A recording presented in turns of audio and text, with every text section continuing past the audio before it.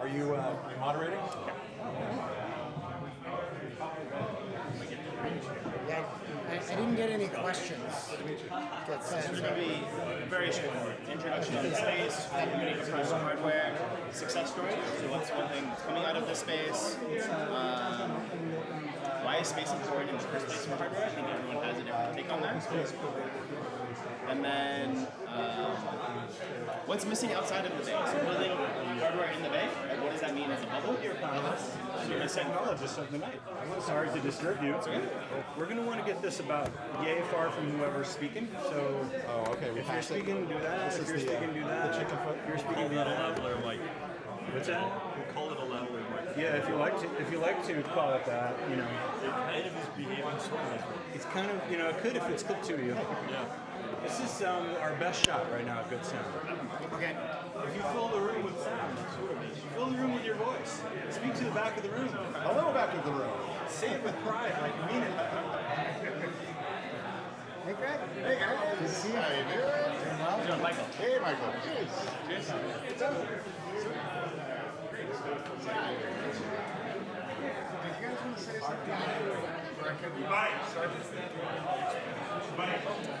Testing. We're going to test right now. Testing. We're testing how the audio is going.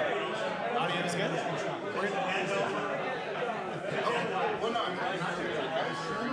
And we're testing the handheld. Handheld is on. And if I keep the handheld over here, is that good for now? Handheld over here. Awesome. Yeah, absolutely. That's it. I'll intro Hardware Collective and then give a spot to Greg.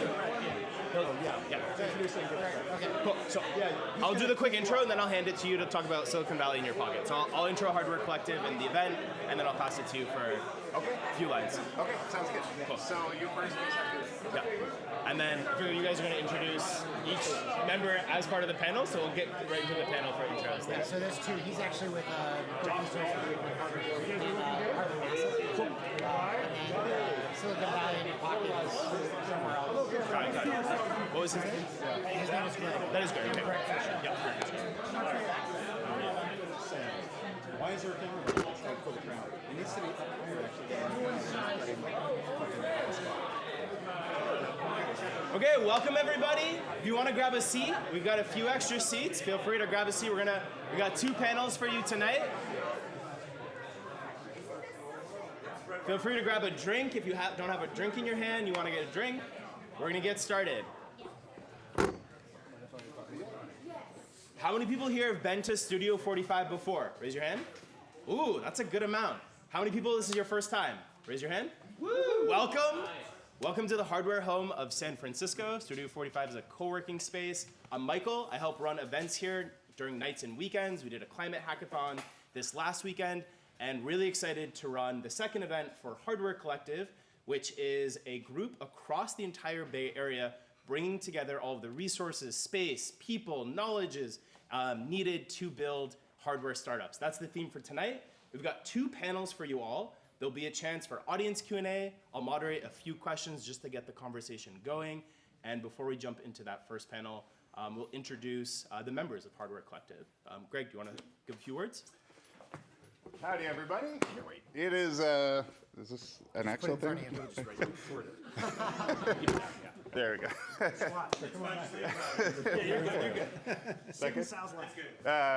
All right, it is great to be back live and in action again. I am the founder of Hardware Massive, a global community for hardware startups. We are getting events going again with these handsome guys from the Hardware Collective. They'll tell you each more about what they're all doing on all the great spaces we have in the Bay Area to make hardware happen. I'm working with my partner Jeff Wallace at Silicon Valley in your pocket. Now also we are making hardware startups investor ready. So we have a special hardware track specifically for startups. We work a lot with European and other governments to help bring them the program and the tools and resources to train the trainers and bring their startups up, but we also do work with startups directly. So if you would like to learn more, you can chat with us, and I hope to see you all at the next event. We're going to do these monthly, so have a great night, and we'll see you next time. Great. And so the theme of this is the space and resources needed to build a hardware startup in the Bay. And each one of these people are part of Hardware Collective. So let us know who you are and which space do you represent in the Bay. I'm Dan O'Mara. I represent Circuit Launch. We're over in near the Oakland Airport. We are a co-working office space, shared lab facility for robotics and hardware electronics. We enjoy being able to be part of this hardware collective and kind of give our slant on what we do here. And it's so nice to be able to see us all connect and share resources. The other part of our program is actually Mech Labs, which is a mechatronics education program. So if you're actually looking to be able to get the skills that you need to build hardware startups, robotics, we also do an education program that's a build it to learn it approach to mechatronic education. And I guess that will pass it along. Thanks, Dan. Hi. Hi. Oh, hi. I'm Sal Bednarz. I'm a co-founder, managing partner of Port Labs. We are an innovation center in Uptown Oakland. We're like Circuit Launch and like Studio 45. We're a special kind of co-working space. We work with hardware companies primarily, and hardware is it's a big funnel for us. Everything from consumer products, apparel, candles, through drones and IoT, and like a lot of the folks here, we're increasingly being drawn into climate action through innovation because our companies are doing it, because the partners around us are doing it. So excited to be part of this collaboration, which is really unique in my experience. We're all of us running different spaces, all of us doing different things, and able to come together around a small community doing a lot of great stuff. I think all of us will say more later. I'll stop talking for now. Thanks, Sal. I wish I had your tattoos. I'm Nate. I run this place. Thank you all for being here. I hope you'll enjoy your time at Studio 45. As Michael kind of teed up, we're a space dedicated to hardware. We describe ourselves as a clubhouse, right? Co-working is a part of what we do. The shared shop's a part of what we do. A lot of events like this are really the bread and butter of what we do. And it's all about bringing together the community, providing a space for that community to gather, meet peers, but then also access the resources that you need in order to build your hardware startup. We're very focused on professionals. We're not a maker space. So if you're in a hardware startup, let's talk afterwards. It'd be a lot of fun. Outside of this, I run hardware meetups all over the country. We reach 22,000 people across the country every single month in the hardware industry. And I run a consulting group called Informal. We help actually launch hardware businesses. So this is what I eat, sleep, and breathe. Love hardware, and I thank you all for being here.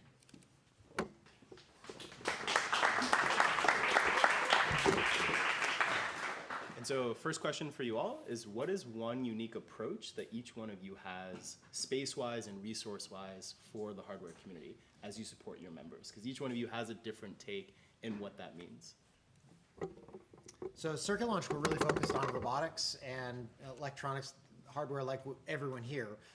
One of the things that we learned really quickly was that being a hardware startup, you are not like everybody else. Like, you try to go to WeWork and try to put a soldering iron on your desk and see how far that gets you, right? So our main goal is to say yes to the craziest, weirdest ideas. We have a really big facility, over 32,000 square feet. So we have large offices all the way down to, hot desks. And the approach that we are is we're an open ecosystem. We don't want to put anyone into a specific manufacturer, a particular prototyping house, or anything like that. We want to share and get people working and doing stuff, because all of the same problems that we're all solving, if we like to be in our little cave when we're working, and we need to start talking to each other more. Everyone goes through FCC certification, battery certification, shipping, and DFM, and all of these things.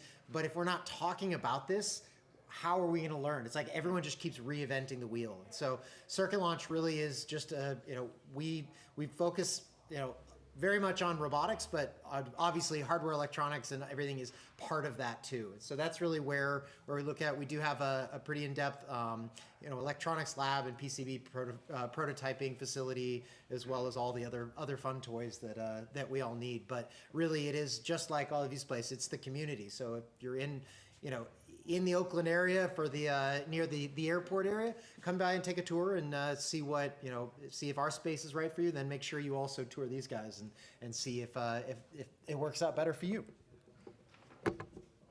Thanks. electronics. This is fascinating, this experience of passing this weird looking microphone. This is 21st century hardware right here. Yeah, at Port Labs, we are really focused on supporting founders getting to market and growing. The companies that we're working with are pre-seed up to Series A.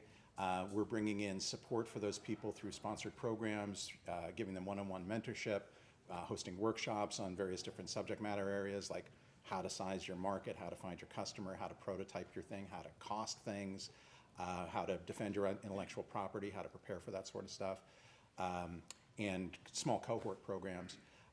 We see ourselves as the center of an ecosystem that drives real commercial activity. We love hardware. We're hardware people. We love to get down and hack on stuff just like everybody else. I'm all sawdusty today from moving equipment around our space. But really, the unique lens that we put on everything is if you have a product and it needs to get to market, or you got a product and you need to grow it, we want to make you successful. And it's this village that makes you successful. It's not us. We're just the connector for that. Awesome. Well, I think it's just going to be a theme here, right? It's all about community and supporting the creation of businesses. I think probably the thing that's unique about Studio 45 is we really, really lean into the events and creating different experiences depending on the kind of event that you want to have, right? We can have like a big open forum like this. We can have a cocktail hour and dinner party in the front. To be able to kind of meet people where they are and with the types of events that they're really interested in. The other piece is we're not offering classes, we're not offering training. The assumption really is that you're a professional, you have the intention to launch a business, you know how to do it, you just need the space and the tools, and we provide that for you. I think eventually we might do some workshops, but it'll be in partnership with other organizations. So like Silicon Valley in your pocket. We'd love to do a workshop with you guys someday. That'd be great. Working on it. Yeah. Awesome. Thank you, three. So one theme in building hardware is it's hard. There's other resources needed alongside physical space, and each one of you talked to some kind of partnership or collaboration. Could you speak to some of those resources that are not space specific? So it could be partnering in manufacturing, could be on the supply side, could be just as a consequence of helping out all these different kinds of startups. What are other resources that you help aggregate? I feel like I'm gonna do the cop-out thing and say it's the community again, because that's really. I mean, we do have a mechatronics education program, which we found a lot of our entrepreneurs and particularly people who maybe aren't looking to start a business, but they're actually looking to get into the robotics industry and to be able to actually learn the skills. Also, we get a lot of startup founders who like, hey, I have this idea, I literally don't know how to do this, and I don't have any money to hire anybody. And so that's really one of the biggest resources that we've been working on is to be able to do a build it to learn it approach where you just get in and start building it, and then everyone who's a part of that group is an expert in something, learning something they don't know. And that creates that amazing resource where there's so many mentors, there's so many people that can do that, but we're all learning things that we don't know to be able to get there, and we do it through building it rather than like listening to somebody lecture. We don't do workshops. We just, or lectures really of any type. We do mostly like, hey, get in there, build it, and then what's the next step? I'm stuck, and we have that to be able to get you to the next step. We also partner with Silicon Valley Robotics, who's kind of our ninth sponsor here, ninth group of I forget how many we have yet, but they are an industry expert, industry organization for robotics specifically, and Silicon Valley Robotics Andra's a super connector. Basically, if you want to get into anything robotics, you have to talk to her because she will be able to get everybody connected. So that's one of the big resources. And then who's Andra for people who might not know her? Sorry, Andra Kay is from Silicon Valley Robotics. And so they're housed in Circuit Launch, and they're a great resource to be able to do that. So along with a million other people like Mako, who's a design service that prototyping right in our space, and then of course all of the crazy people doing crazy things that you can ask questions to. Like that's the great spot.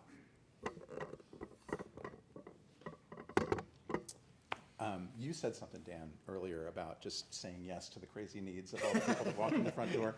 And, it is kind of space related, but, I think that's, to some extent, that's all of our superpower, right? Of understanding enough about what, various folks are doing to say yes and make sure that it's safe and that people get their needs met, which is kind of a layer above space in my mind. But for us, the things that are far beyond space are the investors, the government grant programs, the other accelerators and incubators around us, the Silicon Valley in your pocket. A lot of it's an ecosystem, right? And companies and founders move between different spaces and different programs based on timing and need, and everybody needs capital, everybody needs customers, everybody needs exposure. And so we're always just focused on how do we help anybody in our community get themselves seen, get the right audience at the right time. We get better at that every day. There's so much more that we need to do. And by the way, if anybody here wants to help connect us to resources on behalf of our founders, I absolutely want to talk to you tonight. Awesome. Dan, Alex and I were chatting about Mech Labs before you guys launched, and I thought the thing that was so cool about it was it's almost like the learner is an RPG character, and they're adding to their skill tree, and the way you've structured it is it's a path that they can follow, right? Choosing their own adventure. I thought that was beautiful. I think Mech Labs is a tight program. With Studio 45, we're really focused on plugging into resources that can help you scale. Like, I have shipped hundreds of thousands of units of products. As a network, Informal has shipped millions of units of products. So we have vendors all over the world that you can use to make virtually anything. And those resources are available to members of the Studio 45 community. So if you need to produce PCBs and you want to be able to do it in North America, we have vendors in Canada that you can work with. If you need Chinese manufacturing, we've obviously got those pieces. It just depends on what you need and to help you scale and really get your startup off the ground. We're going to all have very strong forearms. Thanks for that. And so with bringing all this together, usually hardware founders hit similar pain points or challenges. Could you speak to some of the common challenges that you've seen just over and over and over again that a hardware founder faces? I mean, Just pick one. what challenge do we not have? Like, seriously. I mean, everything from DFM to getting out from behind your product and actually talking to people. I think that's another big challenge that oftentimes startups have. I mean, there's so many. It's hard to know exactly what or where to go from there. I think that's we could have a whole day on talking on that. I think that just getting plugged in though is kind of the biggest way to connect and to get out of all of the challenges that you have, because you're not in a vacuum. Like, that's the biggest challenge I think that faces our hardware startups is they do their thing, they keep their head down, they don't talk to people, they just working on product. Well, eventually you've got to share, and so I think we don't have a lot of people who are like, oh, I've got to hide my IP because behind a wall. All of our offices are glass and you get to see right in. And we do help people protect their IP in the way that is important, but the people who hide and don't talk about their product and they're too afraid to share, they don't actually get anywhere. They die in obscurity. And it's such a shame. It's like, we need to talk, we need to share, we need to learn from everyone. And the great thing about this community, everyone always asks us like, well, aren't you worried about like maybe someone stealing my technology? No, we're all too damn busy building our own stuff. Why should I steal yours? I got my stuff I got to work on, right? Also, if an idea is unproven, what's it worth? Like, yeah, we're really exactly. concerned about It's all about execution and building it. Yeah. But, the hardest part, we all, a lot of us are kind of that, I want to work on product, I want to do my thing, and getting our word out and actually connecting and creating is the biggest challenge I think that faces all of us. And, that's kind of what we're really excited about, connecting without trying to sell you down some like manufacturing line or taking equity. That's not something we do. So. I guess in a lot of ways, that's the whole point of this collective, right? Hardware Collective. Yep. Getting out the door. You want to go next? No, you go. Go for it. Go for it. So this is the question was, what's the challenge? Like the number one challenge? One common challenge. I guess like a really common challenge that I see is first-time hardware founders trying to treat it like software, right? And thinking you can move at that speed, thinking that you can move at that kind of agility, right? And not really taking the time to test the product and work on it. So that's a common thing, right? And someone who's been in hardware won't make those mistakes, but especially someone who's new, who maybe comes from another tech background, that's a super common pitfall. hardware is hard. And I think it takes so many skills to design and ship a product and make revenues and get customers and we all have our blind spots. And the mistake that I see all of us, including me, make is that when all we have is a hammer, everything's a nail. So mechanical engineers think like mechanical engineers, business people think like MBAs, and forget about the other important parts of the business. Another thing that I see people struggling with is, if you're a founder, it's so fucking hard every goddamn day until you get the traction that you need. It's so hard, and you have to show up. And being able to be among friends and get to that vulnerable place so you don't always have to perform is such an important part of being a founder, and something that a lot of people never find, and causes lots of problems for them. So. Awesome. Thank you. And so this will be my last question for the panel, and then I'll open it up to all of you to be able to ask some questions for them. So my last question is, the Bay Area is very good for a lot of reasons. There's capital, there's talent, there's a wealth of knowledge and resources, but there's also some biases or limits. Could you speak to some limits or biases that if you just build heads down in the Bay Area, you might miss out when you try to scale outside, or just things that aren't commonly talked about? I got some points. Yeah. So I moved back I grew up in the Bay Area, but I moved back here about 2 years ago. And before that, I was in New York for 10 years and working on hardware out there, right? And the common thing that we ran into was everybody was always building products for people that lived in New York because it's a big population, so it's a big customer market. But when you try to expand beyond New York City, like, you're falling on deaf ears, right? Like, people in New York are not representative of everyone else in the US or like the common consumer. The Bay Area has the same problem. It's a bubble, right? And if you're building stuff for people in the Bay Area, you're not appealing to mass America. You're not gonna have a product. Well, that's not necessarily 100% true, right? But just be careful of the bias that you're introducing based on the ecosystem that you're in, right? Stuff that engineers in the Bay Area are super, super into and really jazzed about, someone in Ohio probably won't give a shit about.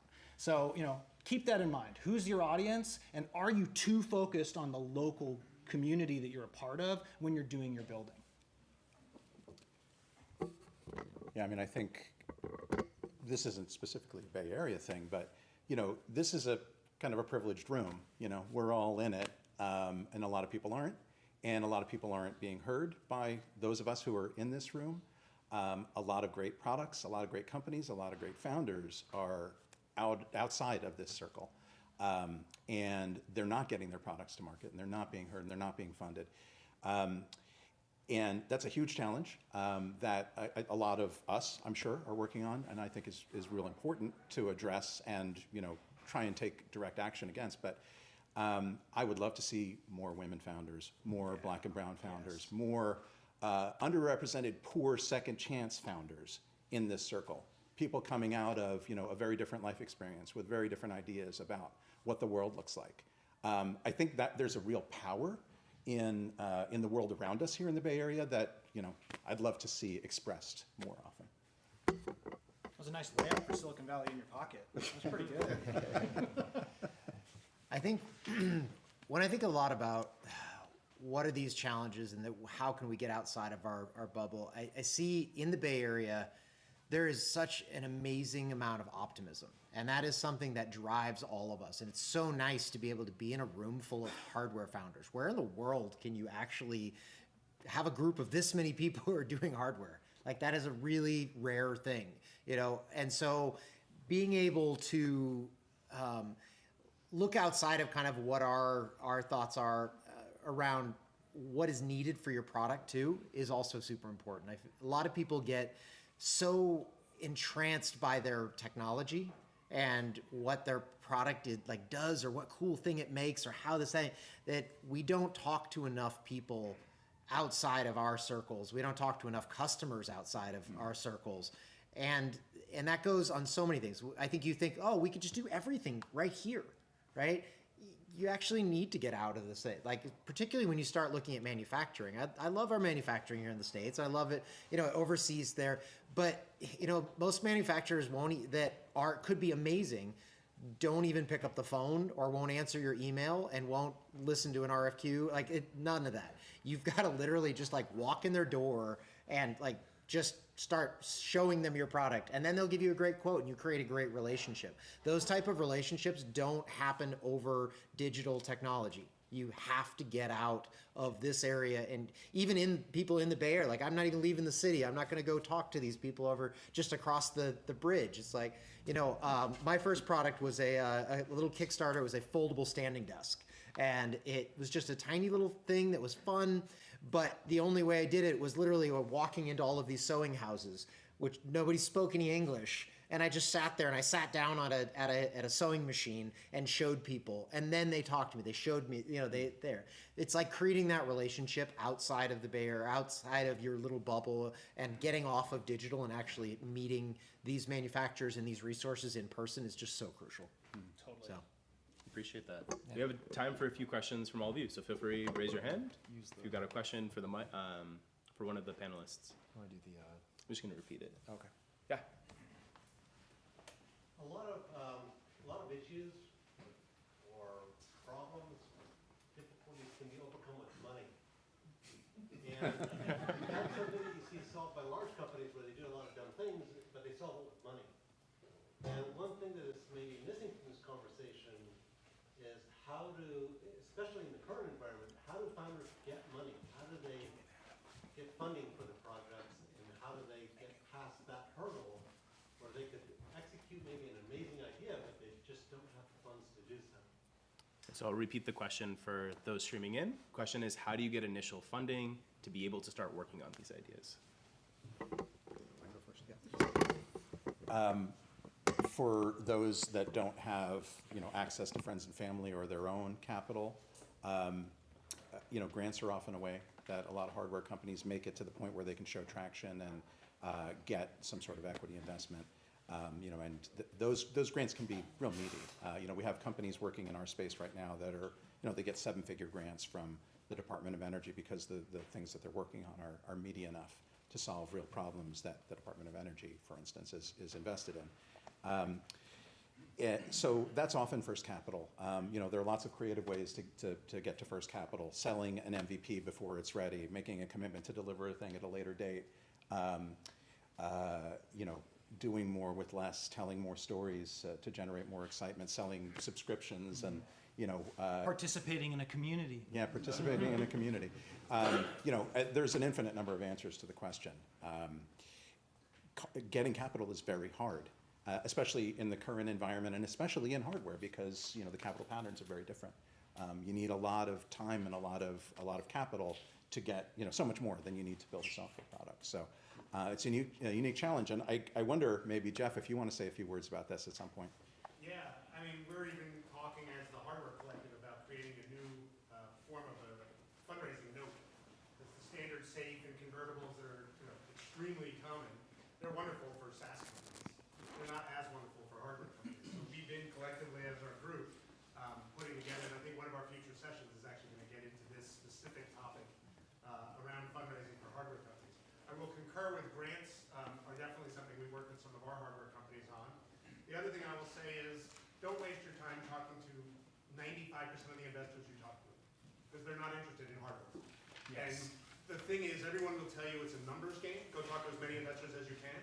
I will say spend that time identifying the 5 out of 1,000 that are the right ones, and go have a great conversation with 5. Rather than get 100 no's or 200 no's, that one deflates you, and man, it wastes a ton of time and emotion. So these are topics that are really near and dear to us, because our whole focus is investor readiness, getting our companies ready for raising capital and having those investor conversations. And as hard as that may sound, I want to go talk to as many people as I can is the mentality. It's the wrong mentality. It really is. So stay tuned for the upcoming event where Jeff is going to say a lot more about this. Thank you, Seth. Thanks for that question. Anyone else have another question? Would you address maybe the SBIR funding avenue? Sure. SBIR is just, there are categories of grants called tech transfer grants, SBIR, STTR, there are others, and they're all about commercializing, getting IP that was generally generated in some sort of a research facility, a national lab or a university or something to market. It's a, I don't even know how big the SBIR ecosystem is, but it's billions a year. So yeah, for the right company working on the right thing, these grant opportunities are big. But what about the ease or the difficulties of obtaining those grants from SBIR? I mean, if you're good at paperwork, like it really just does take Paperwork working and through the timing. process, yeah. Sometimes it's a lot of luck, like who's reviewing your application. Sure. It's like trying to get into college. What is this right thing that you're mentioning? If SBIR. you're working on the right thing, then you can get it. Well, yeah. I mean, so here's a thing that I see a lot. I see a lot of engineers inventing products without a clear understanding of who their customer is or what their market is. And so some of the smartest founders, look at the big market and look at how their skills can apply to filling a need in the market that others are interested in filling. A few of us have said climate a couple times today. This is a unique time in the climate ecosystem because so many things are aligned. Entrepreneurial energy, a desire to do good, public investment in meaningful ways, private capital in meaningful ways, and customers. That's business. So when you can find those four ingredients in the sector that you can actually contribute to, you should probably start looking at your market there. Don't start in the most obvious place. It's a common mistake, and don't make it. We have time for one more question before we break. Yeah. You just mentioned the women funders. Do you mean women funders are easier to get a funding because of the policies, or are there any institutions who can especially fund for women funders?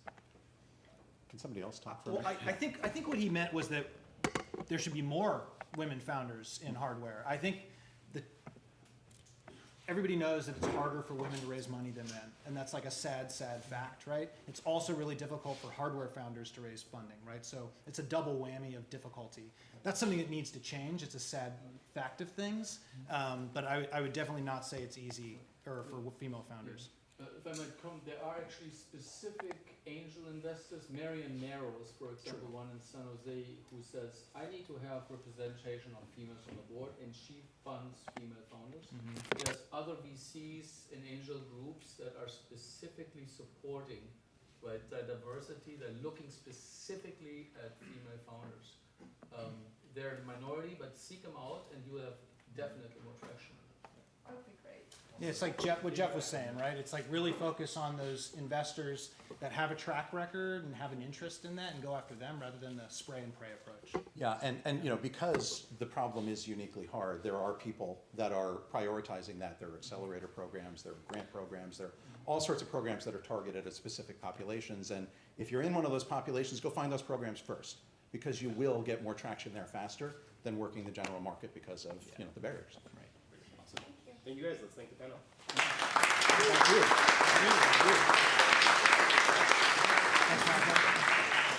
We're going to take a 10-minute break. We'll come back at 7:45 for our Founders-based panel. And at the end of that panel, we'll actually have a community mic time. So if you're looking to get certain kind of introductions or meet different people in the room, you'll also have the chance to share with everyone, so we can have a good mix and mingle afterwards.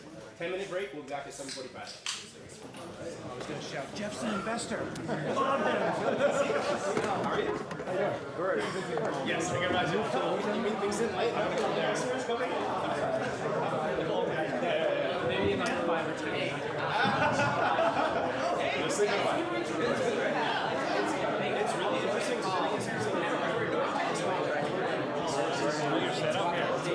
Let's just kick off. Is that right? Oh, I just came to look at this while you're set up. Yeah, that's what you do. All the resources are, I'm starting as full-time job in the nonprofits. I invent boxes. That's something you did in the previous life.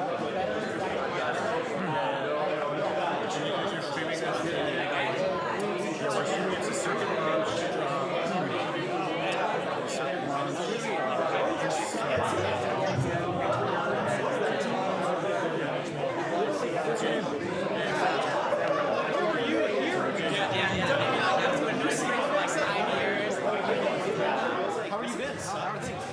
really good. Questions you can't answer. That just makes it a bad event. You're gonna ask a question. Yeah, and I'm like, wow, person in the front of the I room. forgot how much hard work is happening in the Bay Area, and I live here. I mean, part of the reason we're doing it. Yeah. So you just pulled up, hey guys, how you doing? ChatGPT, what are examples of intersections here?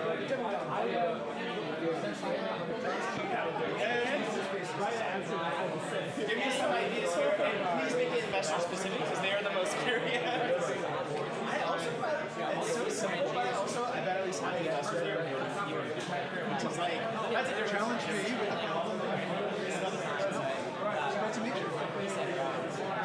Oh, how's that going? I feel like you can tell like you have a romantic persona.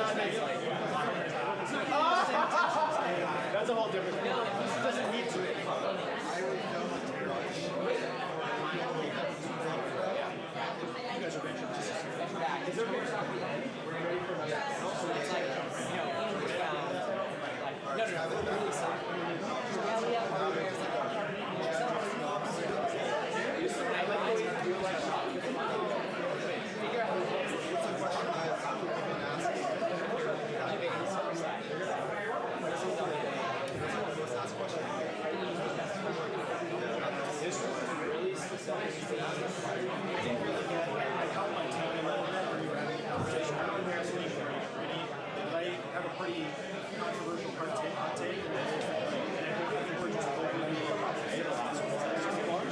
It's nice to have a series that forces you to travel. Which is okay. Like, that's the benefit of doing one here.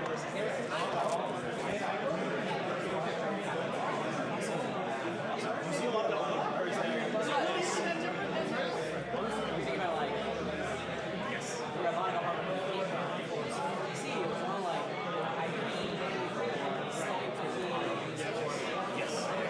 scale is a whole different thing. We're at a hackathon this weekend, and usually run hackathons with 100 people, which is like, that's enough for you to get a little bit of the chaos. We did a 3-week hackathon. It was so nice. It was such a scale. You knew what everyone was building. You could create like ties or parts. Like, I was like, yeah, I think I'm gonna run 30 class moving forward just because it's a different scale. Like, in terms of the culture that gets created. Also, everyone walked away from that like, damn, we're awesome. But you're at 100% hack. People are like, fuck, we're losers. Like, we didn't win. Like, you start getting the power law distribution where it's like the top 20% is very good, the top 20%. Yes, yes.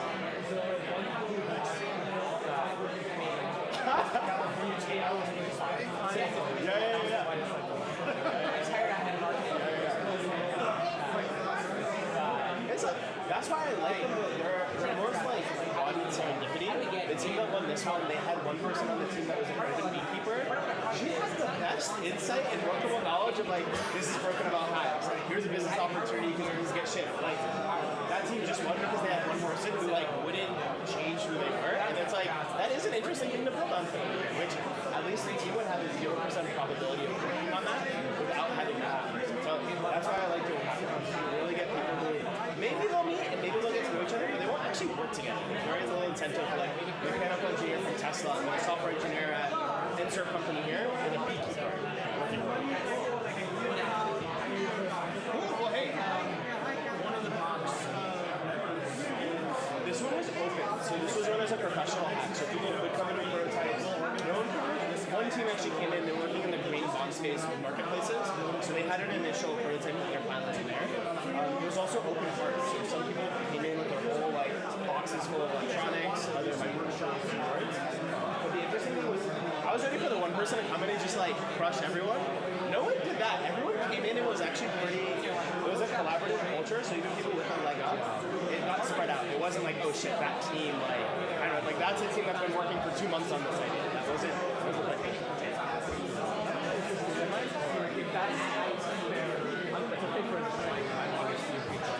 100%. That's, I think one of the things that I'm finding is some people work on the weekends, especially founders, and it's kind of weird. You're kind of like in a coffee shop, like quasi-social. I'm like, yeah, let's just take over a co-working space for a weekend and build. Like, I don't know. So I like keeping it open, especially for founders. You get to meet different people. You get a fresh perspective too when you have one person sitting next to you that you also don't have to hire. You can just work with them. Like, I don't know. There's a benefit.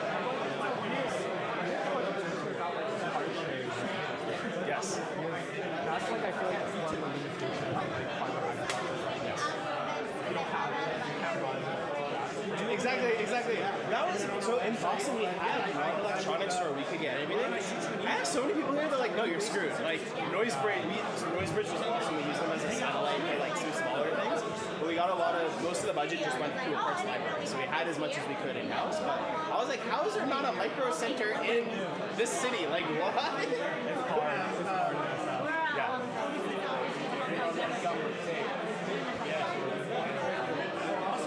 Yeah, I would love to. I mean, you ever want to give like good? It was like a year ago. I was looking for a place that design fully remote.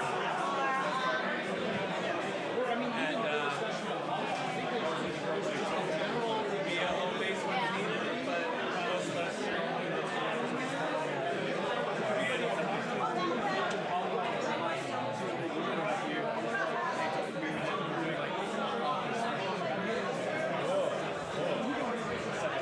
How did you forklift?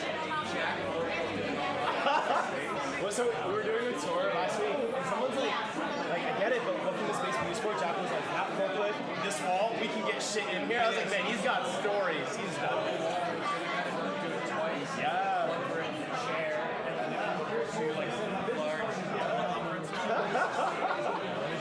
That's amazing. I also like, I knew this guy who's like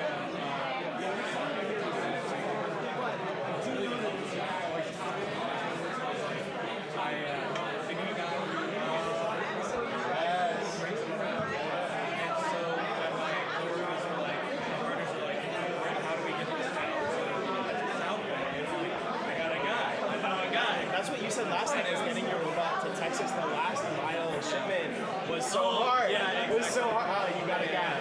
So we have a guy, and so he kept on coming, and then I think he's now like this. Amazing, amazing. Yeah, he's like very close. This guy's great. So like we're chatting, and he's like, oh, where are you from? Yeah, he's like, you've been in the Bay for 14 years. My co-founder's dad works in the railroad. Oh, okay.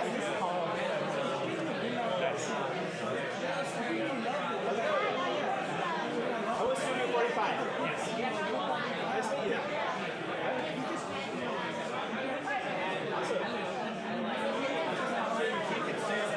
Amazing. Do you guys do any innovation events here? Yeah. Okay. Well, if you want to, this could be a space. We just did a climate hackathon this week in West Ontario. 30 people, Tesla, Google, Meta, just came together. No. They worked there, and they came together to build different prototypes over the weekend for climate. So whether it's a building event, a demo event, or a panel, like use these. The dollar value? Thirsty. Yeah.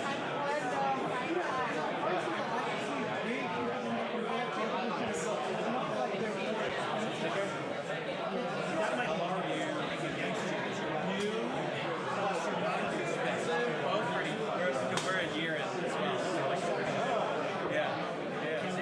You're like infant toddler stage. Like, don't drop it too hard, it might hurt its head. Yeah, and because we're not like we're doing hardware, but you know we're not like hardware. So it's like same. So it's literally like What's the secret to doing a hardware store? Don't do hardware. If you guys were recording, I'd say that. Really, that's what my partners said. Yes, Like, if you want to do it, don't. He also had the investors on the Climate Hackathon said that too. We were like, hey, we want advice. They're like, reduce the number of parts you're doing. Do it like off the shelf, make sure it's tails. Pretty much you don't do hardware. It's like, how is that the unspoken secret? It's hard. Yeah, no, I know. Don't worry. I'm not judging it. I'm just like, My partner also gave me the challenge of taking it before you get physical. okay. We'll see where it comes in. That's so easy with hardware though. You've been talking about a part or something, like, something just gotta get you. I'll let you figure it out. I mean, the one hardware startup I knew was actually in hardware. They moved to LA.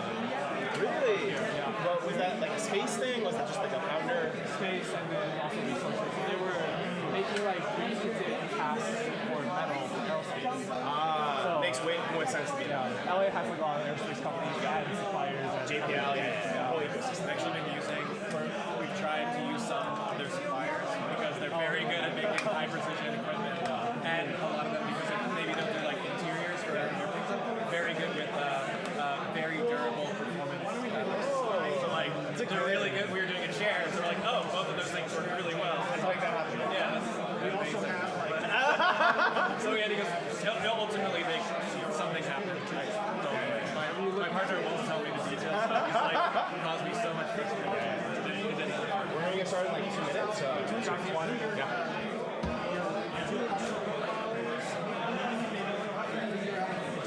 How's it going?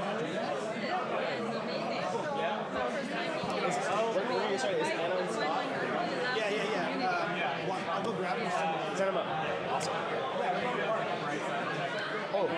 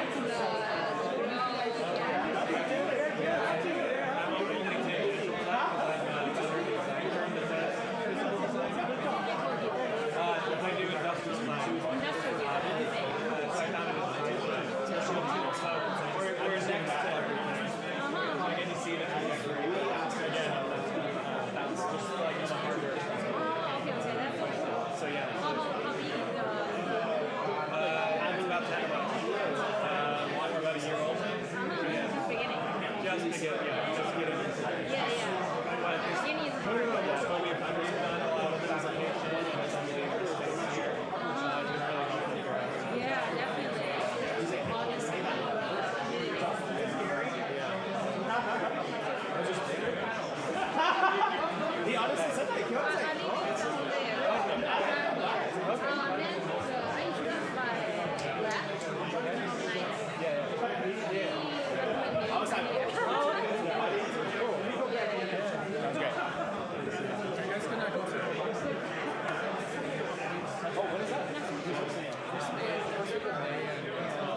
was I'll figure out how to get an invite. I get invite like 1 or 2 weeks before something. I'm not like officially into hardware robotics, but they're like, whoa, like whoa, like just I'll figure out how to get it.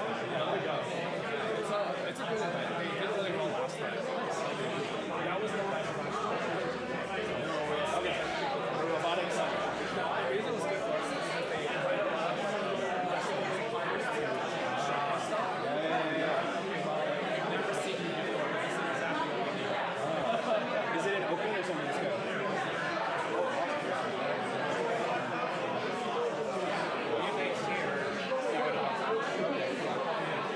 We're kind of, well, our studios technically remote, so we've got some people here, some people in LA, and then some people in London as well. And then we have a road crew, so there's like, I'm going to take you. We're kind of everywhere. But yeah, mostly deer.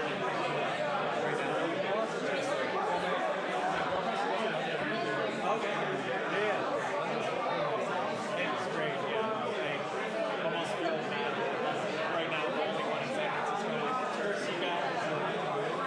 Let's see, because I think we like the California presence. Like, it was that 2 of us were here and 2 of us were in London, and we were spoke to them. My business partner's wife was like, I don't like San Francisco anymore. I gotta move back. I gotta move back to London. So we're like, so nice.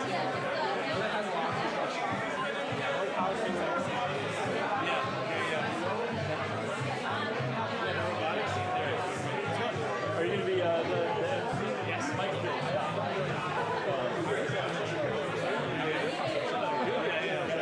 Thursday night. Yeah, I'm pretty good. Really great. And then like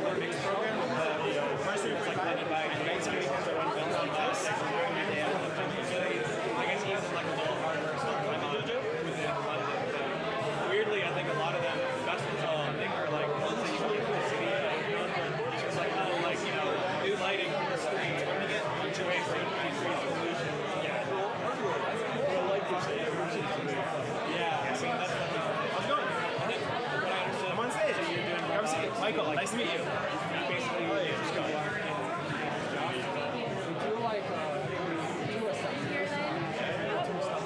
have to now deliver on the message of those new founders taking over, right? Exactly, I like that. I teed you up for that. You did, yes. That's very nice. Okay, if you want to grab a seat, we're going to start in the next minute with the second panel. Come grab a seat, grab a drink if you don't have a drink in your hand. We're going to get started in the next minute.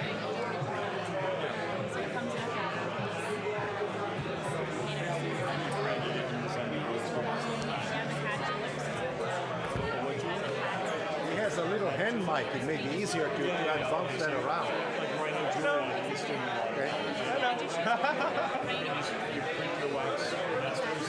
The one.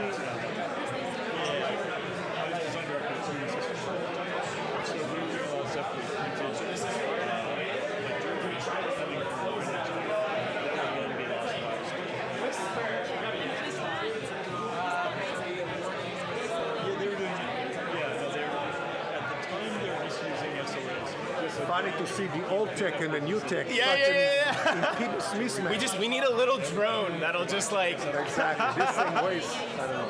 Yes. Just the screw weighs more than that. Yes. Okay, we're gonna get started. Please grab a seat. We're gonna get started with our second panel.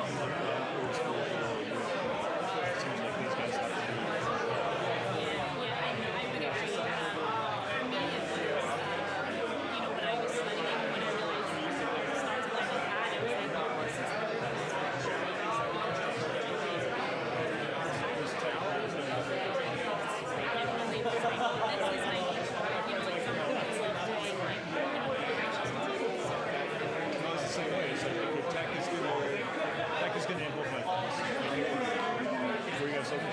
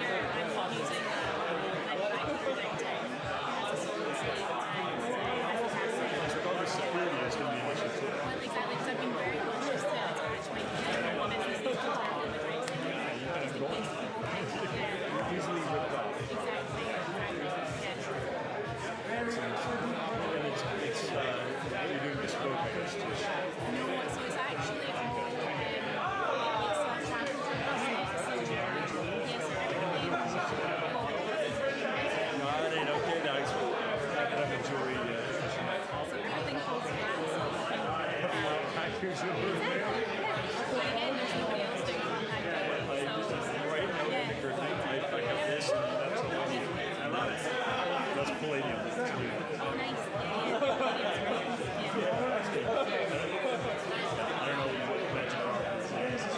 Nice color. It's just that it's, pretty much just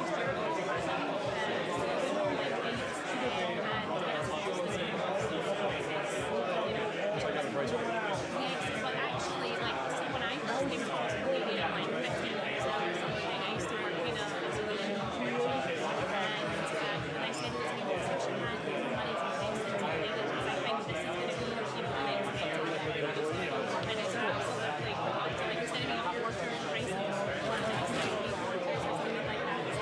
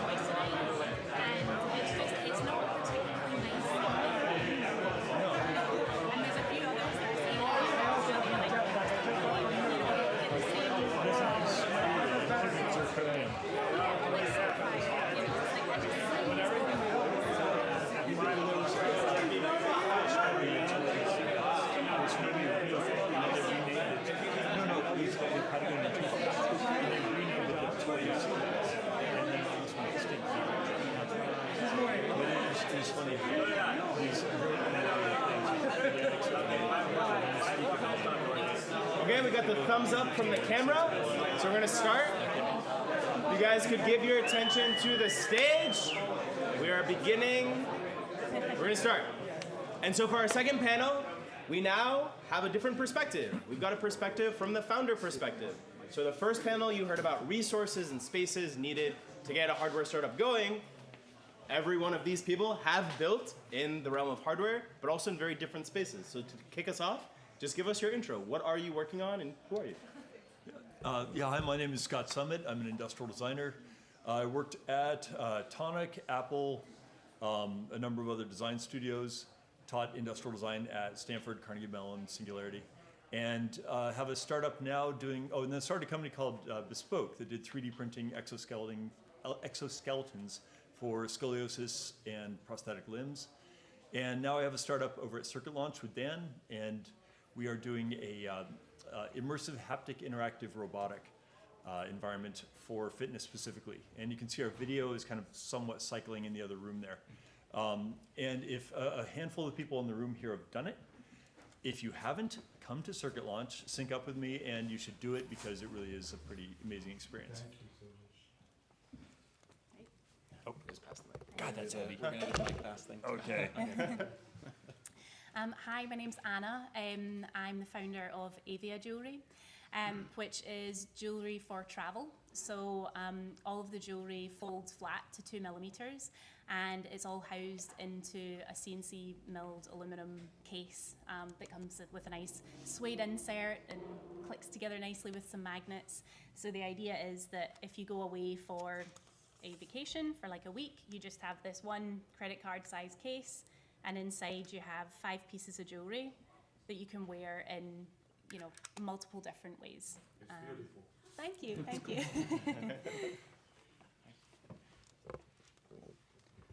Hi, my name's Tate Sager. I'm a founder of a digital and physical design firm based here in San Francisco as well as in London. We work on a lot of various things. We've worked on the kind of tech-infused office furniture, audio equipment, luxury wearables, headphones, things like that. So quite a lot of stuff, and biotech as well. So my role on my team is focused on physical interaction and also digital experiences. But I work with a lot of industrial designers and engineers as well. When we're working with clients, a big part of our process is prototyping and getting things in the hands of our clients so that they can get a really good sense of what that product is. We've worked with large tech companies here in the Bay as well as small startups, and all of them appreciate getting a physical thing for them to hold and touch and try out. All right. Hi, everyone. My name is Gary. I build robots. My background's in working on perception for self-driving cars, and about 1.5 years ago, I founded a startup with my co-founder called Raise Robotics. We build mobile manipulators to handle assembly tasks on construction sites that are physically risky for people to do and that require very high precision. Essentially, we have robots do the jobs that nobody wants to do today. Awesome, welcome. And so to connect this back to the first panel, would love to hear, where are you based and how did you decide where to work from in the Bay Area? Were there certain criteria for you individually as a company? Was it just cost? It was the cheapest and largest space you could get? Tell us a little bit about, and if you worked at multiple spaces, just tell us about what that journey's been. Yeah, we incubated over at Exobionics originally. Actually, originally in Amsterdam, because Amsterdam is really, really rich in incubation spaces. Go figure. They actually have more startups per capita in Amsterdam than Silicon Valley by a long shot. Go figure. We can talk ad nauseum about why that is. But so I incubated there, moved back here. Incubated at Exobionics because it was an interesting place. My co-founder was there. And then we moved to Circuit Launch. It's an hour commute each way for me, so it's ungodly and soul-sucking, except that the environment is fantastic because it's a very nutrient-rich environment. There's a lot of community, and that every question that I can ever dream up with our startup, and we've got challenges on every front, somebody under the roof of the building can answer. And that, I think, is especially important when you're talking about a startup because you'll never exhaust the number of questions that will perplex you. So I originally started prototyping in Port Labs over in Oakland that Sal runs. And that was great because I was using the laser cutters, their 3D printers to make the jewelry and the cases. And then unfortunately I had to leave the country for a while because of immigration stuff, because in case you can't tell, I'm not from here. And then when I came back, I joined Port Labs again as a member and was part of their accelerator, and I've had, you know, invaluable help from the advisors there, in particular Kyle, who's up there. Yeah, now I'm actually just working from home. You know, got the space to kind of have, you know, be able to store my inventory there as well, and because I'm out of the prototyping stage as well, I can, you know, do it all from my little home hub. So me and my team are mostly remote. Several of us worked here in the Bay Area, industrial design firms, so we had that space here, but then with the pandemic, people kind of went to different places, went home to other countries and things like that. One of our big priorities was to make sure that people felt like they were living in the places that made them happy, so we were happy to keep that as a setup. But at the same time, when you're making physical things, you still need to look at physical things. So when we were starting out about 1.5 years ago, we knew we were going to do some pretty large scale, like architectural sized products, and talked to Nate, and he told us about the assembly space literally above us. We were able to use this space to kind of bring all of our resources together, all of our parts, get them made because it was for a client here in the Bay, and then have that kind of shipped over and kind of the last mile delivery of those things. All right, so we've moved around a bit. When we first got started, we were accepted into the Berkeley Skydeck Accelerator, and they gave us a space in an office building. And that was a fun experience because I would have to use this impact wrench to tighten bolts on the robot, but I can only do it on the weekends because it would literally shake the entire floor of the building. And yeah, that was not a fun experience. At that time, we were also had a membership at Human Made, which is this, makerspace over in SF, where we could 3D print parts and cut them. But the problem with that was we would cut something, we would drive it over to Berkeley, it would not fit, drive back, recut, drive back, and that was not a great experience. Fortunately, early last year, we were accepted into a residency at the Autodesk Tech Center.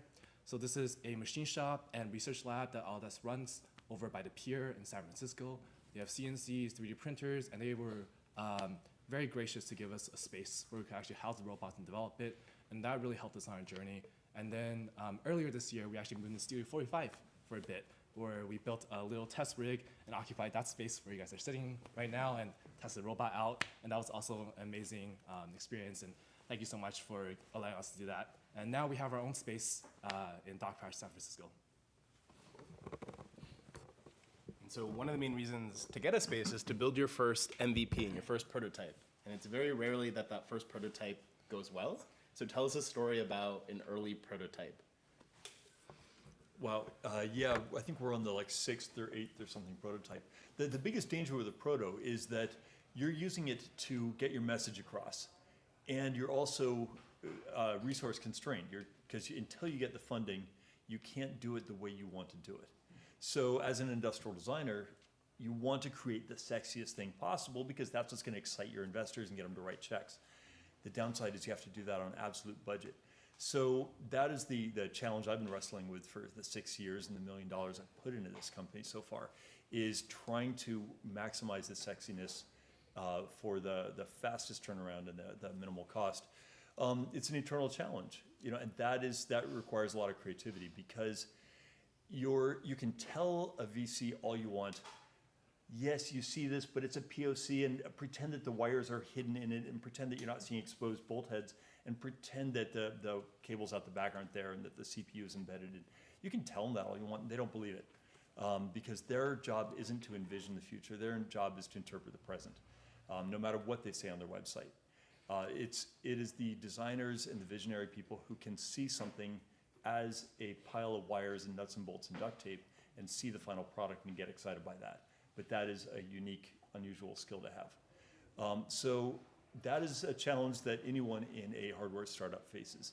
You can show computer renderings, you can have 3D printed models and all this stuff, But until you have something that really looks like a viable product that's ready to sell that day, it's a very hard communication that you get to make if you're going to land that funding round that is going to get you to the point where you are what you want to be. It's a very much an eternal chicken and the egg conundrum that you find yourself in. So it's not much of an anecdote, but it's a cautionary tale, if that works. I appreciate it. I think one of the prototypes that I made that didn't work out so well for my process was when I was developing the magnetic clasp for the necklace. I had moved on to manufacturing my jewellery in China, so I was getting it sampled there. And I had 3D printed, just with an FDM printer locally, where we're living at the time. And I had added on like a loop to the clasp just so that I could attach it onto the necklace just to test it out. And of course, so I sent the instructions, the spec sheet over to the jeweler, and because I had pictures with this extra loop on the plastic print, they of course created that as well. And it's like, that wasn't in my CAD file, that wasn't in my instructions, but yet you seem to think that that was what you were supposed to make. So yeah, definitely learning from don't even, test the waters with adding anything in there that's not supposed to be. So the kind of main issue we had with kind of the biggest prototypes we did last year was that they were really big. So they were 6 to 8 feet tall, teleconferencing equipment, chairs, things of that nature. And because they needed to eventually be here, prototyping them fully like a typical industrial design product would do in China didn't make much sense, or in Korea, because then you'd have to rent shipping container costs, and it got too much. And like you said before, the client has given us a kind of amount that we can spend, and it's our job to get under that. So it was kind of our challenge to find sourcing in the United States for a lot of our pieces. The only thing that we outsourced out of the country was CNC metal parts from Sunpei. If you guys have seen their advertisement in the lobby over there, that's because we spent so much on it. But we also found someone who did ABS CNCing and painting in Chicago. We found someone who did bent wood in LA. We found actually people who did local wood turning here in the Bay. What I think was interesting with all of that is the way that we spoke to the client about it was this could be part of the story of these products, is that they were kind of more locally sourced. Could you describe how you found those sources? What is your process of research? Honestly, probably some Google searching. And I think the nice thing too is just everyone is more open to calls, more Zoom calls, things like that, to get that first point of contact. We all did go visit those spaces to make sure that it was real, and we weren't going to get gypped. We did have a situation, we thought they were going to CNC the ABS in the color that we wanted, but instead they just did their own color and painted on top of it. And they did finally do a really good job at the painting, and so we were like, okay, it's a prototype, it's okay. It did look nice, but at the same time it was kind of a little bit shocking, and there was a bit of push and pull there. But yeah, the client that we had, they have offices all around the world. They want these in each office, so this sort of kind of local manufacturing story was really important to them, especially with different woods and stuff, so that when you go to different offices, you have kind of the wood from that area of the world, which is really cool. But yeah, getting all those pieces together, getting them here and getting them assembled was quite a big challenge, and yeah, just the size of it meant that it kind of limited the things that we could do, but we made it work. I think to respond to your question, because it's very relevant for anybody who's sourcing resources, especially internationally, the accidental thing I stumbled across is in your LinkedIn profile, add all of the possible keywords that would respond to the kind of vendor you might want to attract, even if they're absolutely irrelevant to you. So I've got industrial designer and blah, blah, blah in there. And so I've got, over the years, I've accumulated hundreds of Chinese contract manufacturers and prototypers and everywhere from Shenzhen. So I've got half of Shenzhen in my LinkedIn profile, which is great because when I need to get something done, I just blast it off to 50 of them in Shenzhen, and in 24 hours I have 50 quotes. So finding out how to work with Shenzhen in a way that is nutritious for both of you is It's really important because they're a spectacular resource. We had a similar thing at an industrial design firm I used to work at. Yeah. That everyone was getting LinkedIn requests from people in Shenzhen. Constantly. You could just give them a little blast and find out the right price. Yeah, for things. and everybody's happy. Yeah. Yeah. Can we get your LinkedIn at the end of this? Yeah, please connect me with those suppliers. That would make my life a lot Yeah, easier. no, actually, we all should. We should pass the word around because I will happily share all of my Shenzhen resources because they're fantastic. I've been absolutely mind blown by the quality of work I've gotten from Shenzhen. So I will pass it on to anyone who asks. Track down my info somewhere. I've The got info is pocket on the full of cards. invent invite, so you can. All right, so our first prototype did not go to plan, but in a, I guess, good way. So construction is an industry that you think is very risk averse and slow to adopt innovation. And when we went into building our first prototype, that's what we expected. We said, okay, we're gonna take the first 6 months of this company to build a prototype that works in the lab, and maybe we'll go to a construction site and do some data collection. But that doesn't happen. Within the first month, someone within the Skydio community connected us with the head of innovation at a very large GC in the Bay Area. And he said, okay, this seems like a great product. I'm gonna try to find you a project. And then the next week, he told me to go drive to Sacramento and meet with the superintendent. And I met with the superintendent and he said, can you get your robot in next month to test? And we were like, well, we don't have a robot yet. So can you give us maybe 3 months instead? So that's how the first prototype went. It was a nice forcing function, really forced us to figure out what was essential in this first prototype, to figure out what we needed to build to demonstrate that this technology was possible and that it actually met the requirements of the customers that we would then be going to sell it to. And that was a really, really important exercise, I think. We cut a lot of stuff where in the initial design we thought were necessary, and we really kept the very bare minimum. And we also got our hands dirty. So the product that we build, the first application that we were targeting is installing these brackets on the side of the building. Now, that doesn't sound very impressive until you realize that the buildings that we're working on are commercial buildings, which can be hundreds of feet tall. And installing something on the side means you're literally looking hundreds of feet down over the edge where you could fall.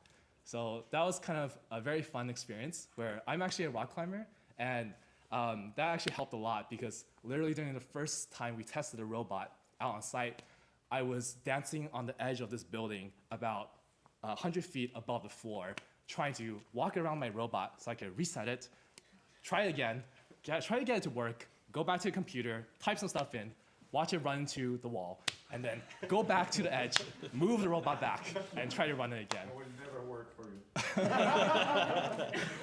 So that's the nice thing about working for me, though, is that I would never let any of my employees do this. We have 6 team members now, and for all of the tests, it's always me and my co-founder doing it. We have fall training, the right climbing experience, and we've never had any accidents so far, which is more than I can say for construction workers on site today. All right. I'll say also, electronic parts are so expensive right now, and that's also been an issue for us. I don't know if it's been the same for you guys, but the electronic parts we needed for this, it turned out we just found some guy literally had some in his shed in Scotland. Oh, and really? Yeah, Oh, good. yeah, and he had the part we needed, and we were able to find it there rather than kind of ship it from somewhere else. I think that depends on where you start your timeline. Yeah. Because what's amazing about the era that we're in now, which is, I guess, a question later on, but is just the availability and the cheapness of parts. A load cell is a few bucks. An accelerometer, a few bucks. IMU, a few bucks. It's all inconsequentially cheap now. Traditionally, when I was back in my Apple days years back, that stuff was crazy expensive and big and hard to implement. But now, the sensor revolution has really enabled so many things, especially for us hardware geeks. And that's why I think it's really exciting. It's kind of a Cambrian soup we've opened up here. Yeah, I'd love to continue this part of the conversation. What's the benefit of building right now? So it could be talent. We've got over 100,000 people leaving big tech roles. Could be maybe there's some challenges in the supply chain or the macroeconomic just environment we're in. What are some of the benefits or just reality of building right now? I think it's a super rich environment for everything except as soon as you go down the VC path. That is a bloodbath. But short of that, you've got Shenzhen, which is a phenomenal resource. As I'll keep saying over and over, you can get all kinds of stuff done. They're highly competitive. It seems like they're way over capacity in CNC work. So they'll give you I quoted CNC work in the US and in Shenzhen. By the time I had parts in hand, I was getting my first quotes back from my domestic sources. The cost from the parts I had, CNC machined, blasted, clear anodized, drilled and tapped, was the same as the cost of the billet stock, including shipping, was the cost of the billet stock from the US. About a 10x difference. So, okay, that's resource number one. Two is every time I hear about big tech layoffs, I'm thinking, awesome, great. My pool of talent just expanded by another 100,000. All good, bring it on. Then there's also the sensor revolution. Sensors are unbelievably cheap and powerful now. And also, there's only so much stuff you can do. I'm preaching to the converted, but there's only so much stuff you can do with software, right? There's so many software companies. There's some things you just have to do with hardware. You need physicality, otherwise all bets are off. And that's probably what goes on in the minds of everyone here. There is a nutrient-rich environment now for creating those hardware products that solve problems that only hardware can create. And then I guess another one of that would be 3D printing. That 3D printing has really revolutionized the ability and the affordability of creating a physical product. Back in the old days when you had to CNC absolutely everything, forget it. You'd eat up all your R&D costs just in your CNC costs. Now you just print stuff, it's inconsequentially cheap. So the ingredients are there. Fast forward, you've got AI. That's gonna start stripping down, I like to think, our legal fees, because patent lawyers will go away, maybe? Why not? Tell me I'm wrong. A lot of, I spend a fortune on Kleiner Perkins, on my business legal fees. Those should go away because of AI. I don't see anything that Kleiner Perkins does that an AI can't do better. So a lot of these things, I think, are eminent that will be really changing the environment for startups. And I think AI is going to have a lot to do with it, not necessarily in the actual product you create, but in those secondary effects of starting a business, the things that really suck you dry, which are these crazy high fees from other professionals who will soon be obsoleted and immediate and cheap in a chat or law or whatever GPT type thing. So I can't wait for that day. Sorry, lawyers. So I think for me, specific to the jewelry industry, when I did my degree in jewelry design and technology, the main way that we were manufacturing our CAD models was by CNCing the wax, which was great. You had a really fantastic resolution from those waxes, but obviously you're CNCing it, so you have issues with undercuts and just the hassle of adding it onto rotational jigs and things like that. So there were ways to 3D print it. A lot of that technology came from the jewelry industry, the dental industry, but you'd be 3D printing in a resin, and if you were to cast that directly, you would have a lot of burnout residue from that. So you could create a silicon mold around it and then create multiples that way, or just one. But now you can 3D print in wax, and it's got a 16 micron layer thickness, and as well as just being a very precise model, the support material that they use is also wax. So once the print is finished, they take it off the bed and they put it in hot water, and your support material is gone, and you have this perfect wax model ready to be cast. So that makes my life a lot easier for doing custom jewelry, as well as creating the models and creating really precise models for all of the hinged parts that are in all of the jewelry. Yeah, I'd have to agree. Also, just the availability of 3D printing is so essential to our process. Yeah. We're constantly making things all the time. The resolution is so high at such a cheap cost now. It's really, really nice to get these things anytime I get to meet with my partners. Any of them always has some goodies to show, and we talk through things, and that's a really important part of our process. Is we have a couple different options. We look at the different models and things like that, and it also helps save us a bunch of time talking to clients. What would be like a 2-hour Zoom call presenting design work to them could be a 15-minute, just here's the thing, which is really great. And I guess the other part too for us is just the availability of the 3D modeling programs and things like that. Like they're so good, and really affordable right now, whereas it used to be almost prohibitive, like $2,000 a year, things like that per person, for some really good CAD software. But now it's really, really accessible. It means that we can onboard people really quickly. It just saves you a bunch of IT headache too, to not have to deal with those licenses and those people who are really gouging you. Sorry? What are the tools that you're using? The 3D The CAD tools. So our designers use Rhino and Blender as a mix, usually, to do renders and things like that to show what the design could look like. We then use SolidWorks and I believe Alias as well to make things real. And then one of our engineers has experience in Fusion 360, where he's been talking about for the past couple of years how some of that, I guess, is now called AI, but 4 years ago would just been called a really good, cool feature, where he had to make a bracket and he could tell Fusion 360 this is how much load bearance it's going to have, and so it then optimizes the shape for him, and he can generative modeling. Yeah, just really cool, really simple things like that just save you a ton of iteration. I mean, still, we are always working towards getting to that prototype, but there's so much fast, cheap planning we can do to get it so that we don't have so much back and forth with suppliers and prototypers and things like that. So I think my answer is going to be pretty much the same as everyone's. It's much easier to prototype and build today. I think in the context of robotics specifically, especially when you're looking at robotics for either mobility or manipulation, you have access to very complex hardware that used to be something you would either have to pay, a kidney and an arm and a leg for, or you need to build yourself. Today, very, very cheap. Like, you can buy an arm that costs about $10,000 to $20,000. It's not cheap for the average consumer, mind you, but it's cheap for industrial type technology. And you can have it shipped from Alibaba, same with mobile basis. And this just opens up a realm of possibilities, especially for young startups where you don't have a lot of funding and you need to be able to buy actually this type of equipment to build out your MVP. Same thing with sensors.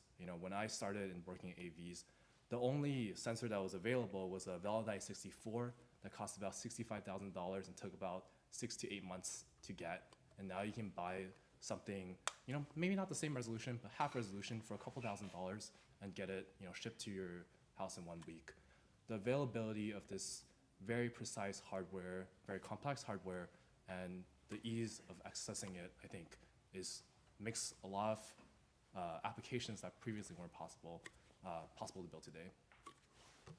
Awesome, thank you for that. So I have one final question for the panel, and I'll turn it to the audience we have time for a few questions.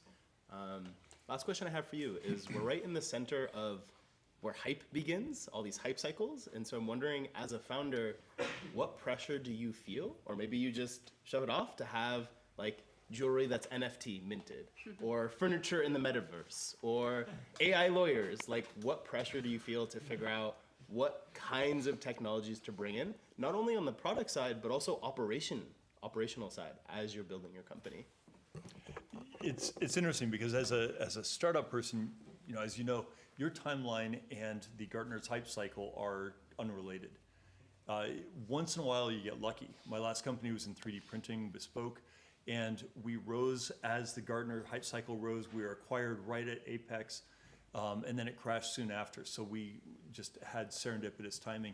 But on the other hand, it's pretty unlikely that you're going to be able to exactly sync the Gartner's cycle with your particular timing. So best just to avoid it.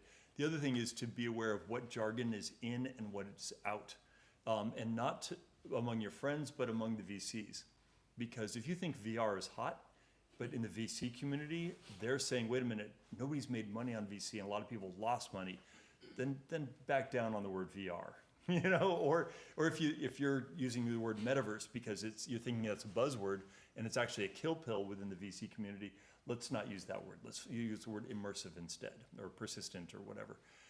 So being aware of what jargon is it will contribute to your messaging and your story and your impact.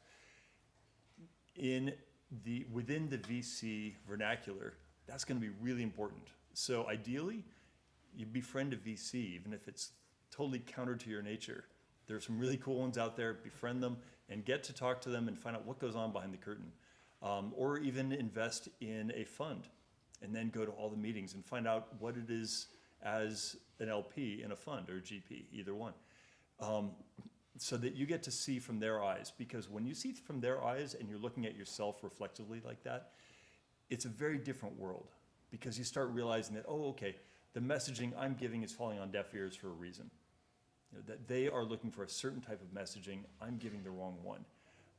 Neither of you is at fault, but you have to learn to speak their language, address their priorities, and really focus on their buzzwords, you know, their jargon and their vernacular.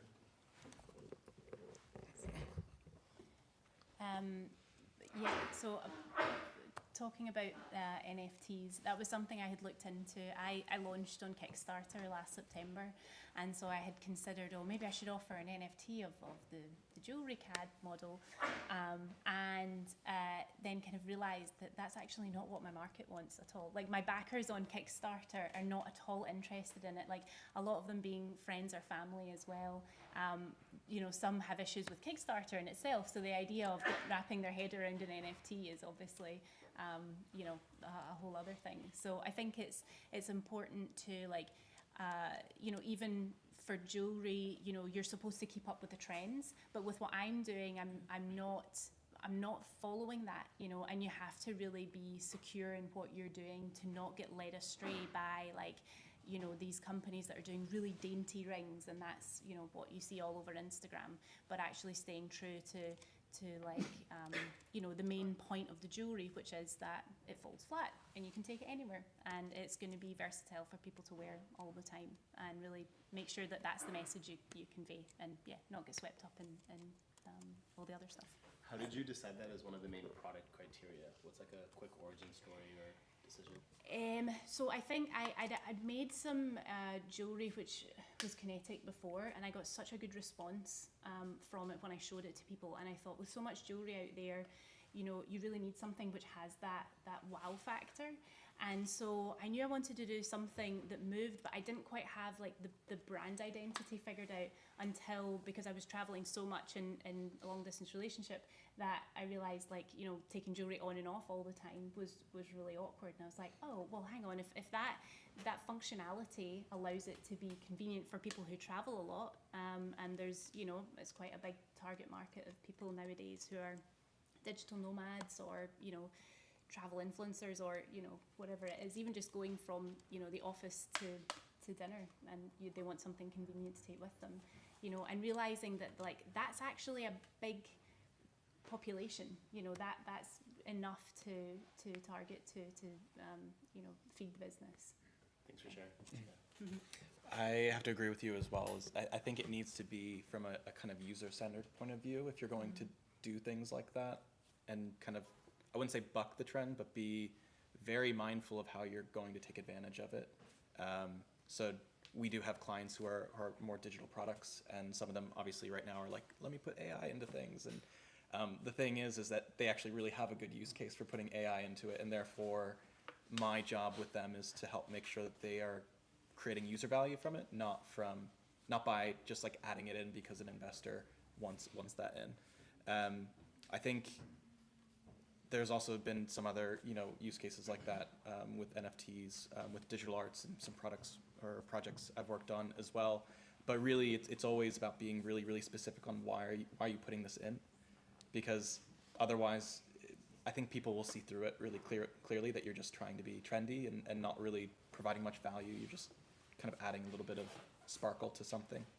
From kind of like a operating point of view, though, I think there's a lot of really cool things that kind of AI is going to provide for kind of generation of ideas and stuff like that. But I think it's better to think of it as like a co-collaborator, not the person who's going to get you the answer, basically. Like, ultimately, it's not going to help you create the strategic decision of, you know, what metals are you going to go with, or, you know, what style works best. I mean, I've seen loads of kind of concept industrial design that people are making with AI, and it's all kind of terrible.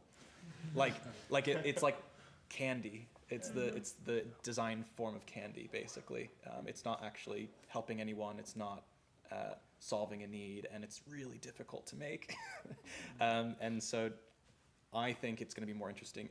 A lot of that AI sort of generative stuff is already existing in a lot of our tools, and I think it's now just becoming a lot more present, or it'll be more of a I guess, a feature that's going to be touted a lot more. But they were kind of already there. I mean, some of the things that, like, in Photoshop, you just circle an area and say, can this be gone? And then the software just makes it disappear. I mean, that's been around for almost 10 years now, and that's AI, basically.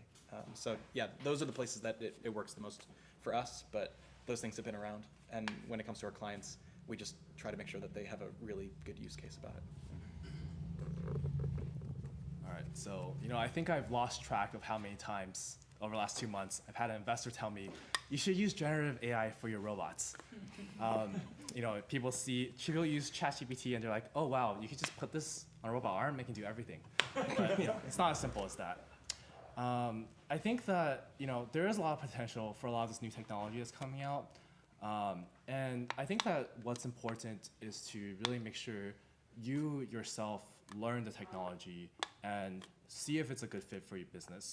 Like everybody here has stated, the most important thing for your company is always to focus on your users, your customers, make sure that you're solving their problems with as little money and solving it as quickly as possible.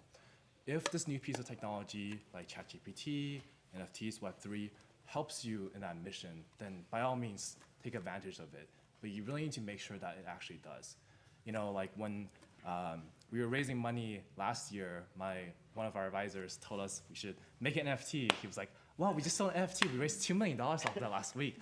I'm like, oh, that seems like such a nice shortcut. But once you dig into it, you just realize it's not a good fit for the customers that you have in the industry that you're working in and the product you're building. Same thing with generative AI. We did take a stab at it after all this hype came out. Within all the hype, there is usually a grain of truth. There is some application that this new technology is well suited for. So we took some time, try to see if we could train some of the models that we're using generative AI, and it turned out it was not a dead end, but it would take way more work than what we had time for at the current moment. So I think that's like I guess my approach to a lot of these hype cycles is don't dismiss them, but also make sure that they actually work for what you're building. Great, so we have a time for a few questions from the audience. And if you have a question, please head over to where the camera is. We have a handheld mic for everyone streaming. Feel free, we'll get you the mic. The mic's being set up. Okay, I've got a first public service announcement. If anyone wants to watch this stream, it's going to be on Circuit Launch Twitter, Circuit Launch YouTube, Circuit Launch LinkedIn. So you can see the raw live stream, then it's going to be recut and sweetened up a little bit and reposted. Thanks so for thank you, recording everyone. it, Yeah, and I'm Noel. If you want any video stuff done, talk to me. So this mic is for the first question. And don't talk right into it, just keep it at your chest level. Thanks, Noel. Bert Runkles in Finiwell, talking about supply chain. It's interwoven with hardware. Our costs went up in the last 2 years about 40% for high performance product. This is not a lot of Chinese print $1 million quantities. What advice do you have when you have performance requests for hardware pieces, multiple sources, how you deal that balance, because it's also cost related, right? It's a tightrope walk, and I'm struggling with it. And people can ask your question from your seat. We'll just pass the mic to you. It's easier than getting up and down. You asked about performance related. Can Yes, you elaborate on that? Performance related parts. Performance related meaning? High performance. I mean, it's not off the shelf generic parts. It's like it's unique. There's not too many vendors on it. CNC, like high quality CNC, or for example. Yeah. Oh, sorry. Yeah, my go-to is just Shenzhen. I just blast it off to 50. Sorry. For 5 units. For 5 units for 1 unit. Yeah, Shenzhen. So working with China is far easier than working with America. Go figure. Yeah, and the quality of their CNC. A CNC is a CNC. Whether it's in Oakland or whether it's in Shenzhen. And they are very eager to take on a project of 1 or 1 million. They don't care. They're absolutely indifferent.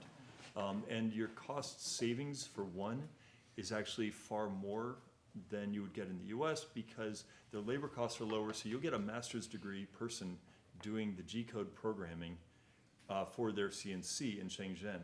You do it in America, you're not going to get a master's degree person. You know, you're going to get somebody who dropped out of junior college, and they are mediocre on their best day at their G code, and it's going to take them 6 to 8 weeks. So you just aren't going to get the same quality staying domestic. The quality coming out of Shenzhen and Korea, I'm told, I'm totally contented with Shenzhen, but the quality you're going to get for any quantity I've found is just vastly superior going to Shenzhen. Did change. It was 20 years ago, and it was not. It's absolutely different from 20 years ago. 20 years ago, I was dense in my forehead from pounding the table. But no, it's a very different world now. Very different, and the quality is astounding. Thanks for that question. Yeah. Can I just add something to this? Education that we get in this country. Well, to speak to that point real quick, and to critique America and its educational priorities, when I went to high school, there was absolutely no way that I could take a machine shop or learn to drill a hole, because that wouldn't get me into a nice spot at McKinsey. So we didn't have things like machine shop, and that is usually the first thing that got dropped at a school. So when I try to hire somebody, they tend to be very good at Arduino and C# and whatnot, but if I ask them to drill and tap a hole in 6061 aluminum, they're scratching their heads, because that got lost in America. Yes. We're seeing some of that come back now. There's a lot of STEM, there's a lot of FIRST Robotics, a lot of the icons like Dean Kamen and Will.i.am are kind of highlighting some of this. So we're seeing some of it come back, but too little, too late, I don't know. But anyway, America lost a generation of people who know how to use their hands for anything but tapping keys. Yes. And that's a critique I have of our educational system. One thing I would probably add is just when you're looking for suppliers, look for ones that are hungry, that are trying to increase their customer base and their market share. We've had a lot of instances where we're looking for a high performance part, and some suppliers are like, okay, well, this is what we have, we're gonna give it to you, and if you don't like it, move on. And other suppliers are like, okay, well, we're gonna talk to our engineering team, we're gonna send in a feature request, we're gonna try to work with you to make this part work for your product. And I think in cases where performance is crucial, that makes a lot of difference. You know, you could either have a part where you have no support, where you're spending months trying to integrate it and figure out how to make it work with the rest of your system, or you could have a part where the company's giving you plenty of support every time you ask a question, they're replying within at least a day, if not even sooner, and that can really impact your schedule, especially if you're a small company. I'd also add on to that if you're looking in the United States, what we went through was kind of trying to find analogous industries to find who their suppliers were. So when we were doing the chair, we found an aerospace supplier, part supplier down in Southern California, who did really great CNC metalwork, as well as did high performance fabrics, I assume, for the interiors of the planes and stuff like that. We didn't end up working with them, but that was sort of our other kind of channel to try to find, you know, who's doing that sort of thing. Because yeah, we've worked with biotech before, also with a company that did all their optics construction in Denver as well. So you just never know kind of where people are finding their sources, and you can kind of pick around in different industries to find where they're doing those things. Awesome. So that's all the time we have for this panel, but don't worry, all of the speakers will be here to talk afterwards, so you can ask them more specific questions, follow-ups, anything that you have. But let's just thank our panelists for their time. Thank you.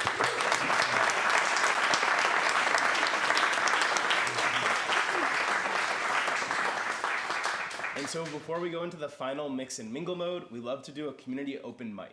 So how many people here have something interesting on their desk that they're building right now? Okay. How many people are looking for their next thing? Could be next opportunity, could be investor, could be help, advice. Okay. Well, if you want to, we're gonna clear the stage. You've got 2 minutes. Line up right here. We're gonna do 2 minutes open mic. We find that this is a really great way to end before mix and mingle, so you can really hear who else is in the room.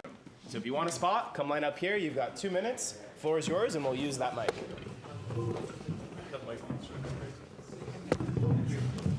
Thank you. So good. Yeah, thanks for hosting the panel. For sure. All right, you're up first. Okay, we're gonna do these rapid fire. Go for it. Hey, my name is Anson, and I'm an industrial designer. Let's keep attention here. We've got a few more. We've got a few stand-ups. Let's go. Hey, my name is Anson. I'm an industrial designer. I have over 10 years of experience working in technology products, both consumer and enterprise, in Silicon Valley. Yeah, I'm looking for new clients right now. I've done a lot of work in robotics. I know a lot of people here are in the robotics space. So yeah, if you've got a project that needs some industrial design work, please come talk to me. Hey everybody, my name's Arfin. I'm actually from Sydney, Australia, part of an AI company. I run a special projects division, the most special of which was developing robots for NASA. And so I'm looking to build my network here in SF, but also get to know investors and mentors as well. So I'm a young leader, leading a team of 7 based in Australia, but I've got some convincing to do to bring them over here next year. So yeah. Cheers. Cheers. Yeah, Bert Wank with Infiniral, we have a little desk. We make sure that there's no more blackouts when there's renewable energy on the grid. Essentially, it's an EKG, not for your heart, but for electronics. It's a piece of high-performance hardware that's married with machine learning. We're hiring a power electronics engineer that's not afraid of 1,000 volts and 1,000 amps. It's a lot of power. And we marry that with AI. So we have a team that I'm building here. We're part in Chicago, which we got an investment from. We're actually made Nate as well, so he's definitely nationwide, which is awesome. And we're an Oakland company, so we're just across the bridge, and actually also global. Thanks.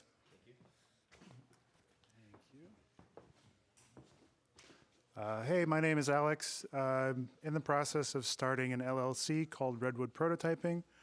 I offer part fabrication, design consulting, and prototyping services. I've been working in robotics for 5 or 6 years. Website's not up yet. If this sounds like something you'd be interested in, raise your hand. I can bring my LinkedIn QR code around.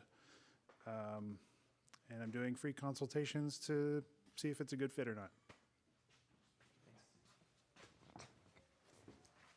Hello, everybody. My name is Yusuf. I am a co-founder of Labsimo.com. We build motion control microscopes, and we also build a chip testing unit that can do, counterfeit detection, hardware Trojan detection, and all of that. I guess to our detriment, we have chosen products that are high value but also high cost, and the technical reception has been amazing, right? Like, we have never gotten a response saying, hey, it doesn't compare to the competition, or, it's lacking some feature.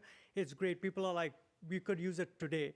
What we're actually facing right now is the sales cycles are really huge. Like, they're saying, we could use it today, but budget is not cleared for, at least 6 months, a year and a half. So I'd love to talk to somebody who kind of has had experience in a space where their products are very expensive, and how do they kind of speed up their sales cycle, or find interim solutions to bring in money until the big contracts get sold in like a year or 2. Thanks. Hi, everybody. My name is Zach. I work with a company called Aeris Communications. So if you guys are building any cellular IoT connected devices and are looking for cellular SIM cards, especially for those on a budget or need a lot of support, I'm here to talk to you about that. So again, my name is Zach with Aeris, and come talk to me. Hello, I'm Michael. I'm a software engineer. Most recently, I was programming robots to do precision manufacturing of LiDAR optical modules. So if you need any software engineering help, please talk to me. Hey again. I had mentioned during the panel that I run this freelancing network called Informal. I really need more electrical engineers in the Bay Area. If you have experience with high volume manufacturing, high power systems, I would love to chat with you. Also, we're hosting a concert here tomorrow night with Sofar Sounds, so you should come back. Thanks.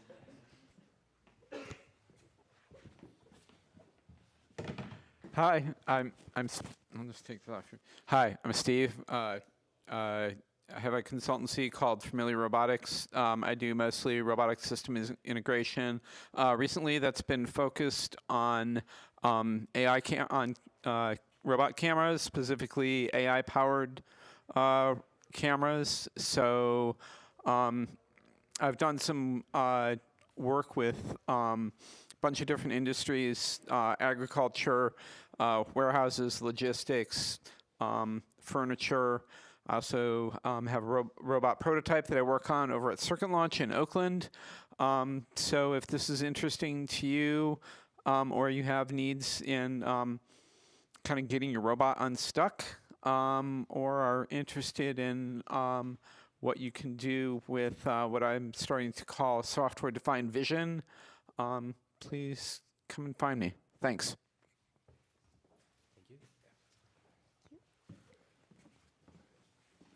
Hi, my name is Siri. I'm the Associate Creative Director at a industrial design firm called Hatch Duo. We are a team of industrial designer and a bunch of mechanical engineers. We actually have a seat upstairs, and our main office is down in Silicon Valley. We're always on the lookout for new innovation and technology to collaborate with. So if you're looking to create a new product, bring it all the way to manufacturing, happy to get in touch. I'm also studying biomimicry, so if anyone want to geek out about biology, I'm also here for it.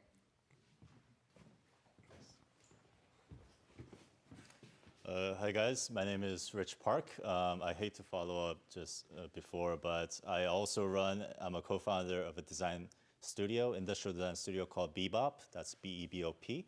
We're originally based in Seoul, South Korea, but we recently opened up our second office here in San Francisco, down by the Bay. We're always looking for new, interesting projects, so you can talk to me about any industrial design needs.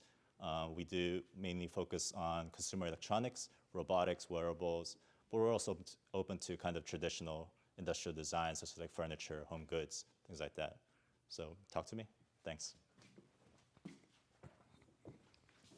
Hi, my name is Alice, and I don't have a startup yet. I used to work at a startup company in Shenzhen, so I joined as the number 4 member. So I grow with them until we have 500 employees. So the product sells to like 140 countries everywhere.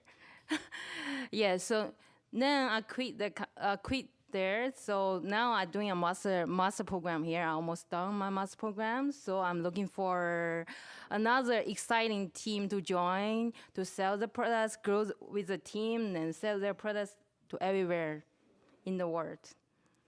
Talk to me if you are interested. Okay.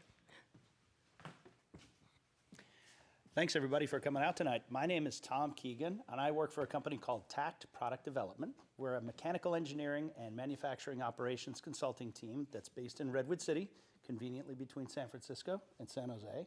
And we work with a lot of startups to help launch successful products. And so if you're an industrial designer with a cool idea, or you're a startup that needs some help to gin up the mechanical engineering and get things into production, please come and talk to me. Thank you. Hi there, my name is Kyle Orchu, and I'm the co-founder and CEO of Causal Twin. We are building autonomous LiDAR scanning drones that can provide survey-grade scan and BIM. So if you're in the construction industry or an early-stage investor that wants to see our prototype, please talk to me. Thank you.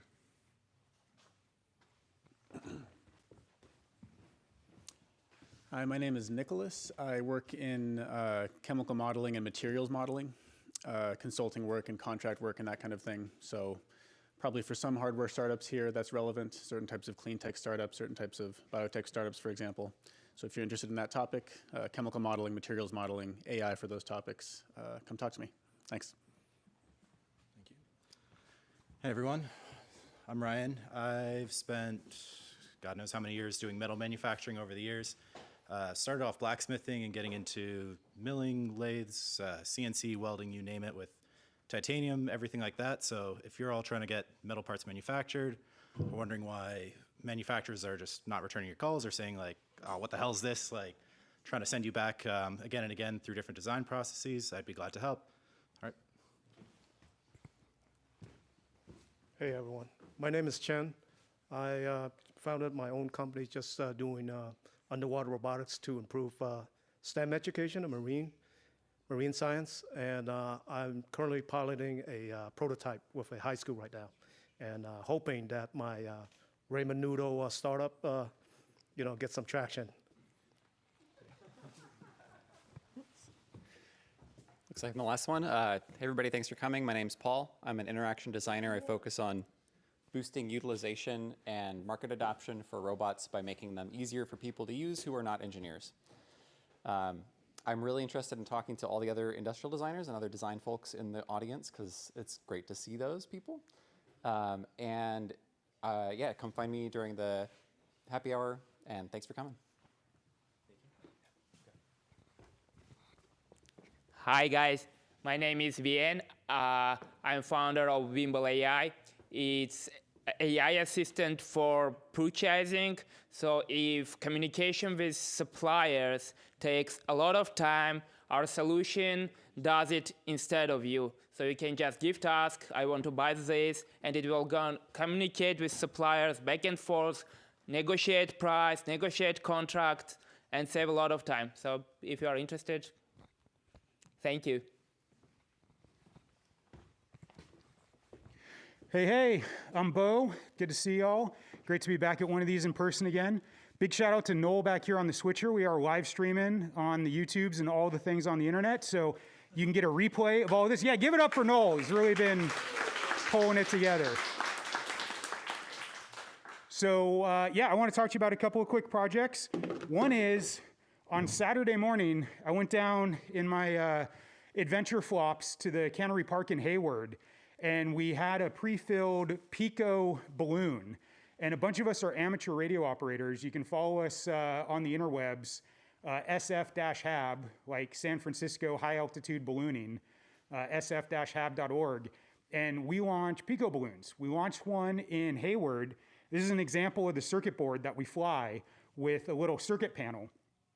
We launched this 8 a.m.-ish in Hayward on Saturday. It went up to about 40, 50,000 feet. It crossed the Atlantic, and it is now somewhere over Saudi Arabia. So we do this for fun, but also it's a great way to hack hardware. It's really cool technology. We're using Pico power, and it's been a lot of fun. So if you're interested, come hit me up. That's the hobby project. The professional project is Ubo. So this is a hardware software development platform. It's got a cool little interface built into it, so you can write on Python and create custom applications and menus and things. But it's actually a full-on Pi 4 computer. So broken out on the back, we've got 4K HDMI, USB 3, Ethernet, gigabit, all of those great things. And it's efficient enough that I'm running off a little power bank. So I've got a little setup by the water station in the other room if you want to check it out. Next up, we got one more presentation for you tonight, and that's Noel showing off his magic Make boomboxes. Thanks, Boo. I guess I can send us out with some music on our way to more mingling. But Make boomboxes has been my 6-year passion project. Video is the side hustle to my side hustle, so I guess I need a side hustle for that side hustle of the side hustle. Now, I'm launched this as a DIY kit because I believe that creative, technical, intelligent, insightful music lovers would want to be able to build a boombox, understand how it works, customize it to their own personality, listen to music in real places with your real soul on display in your hand, and you know, put your heart out there instead of inside your headphones. So if you are interested in any of that, check out makeboomboxes.com or on social at makeboomboxes. Build your own DIY kit boombox. Is there a question about that? I build one. It's a fantastic experience to do. You have to do. If you can build one, you will have a lot of fun.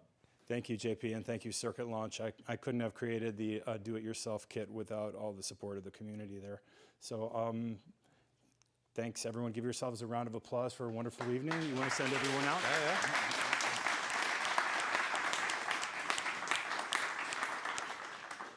So tonight would not be possible without partners, so thank you to Hardware Collective for even doing this in the first place. This is one in a series, so if you like this kind of event, we're gonna have another one next month, You can follow Hardware Collective on the Eventbrite. That's going to be the main place to ticket and follow events.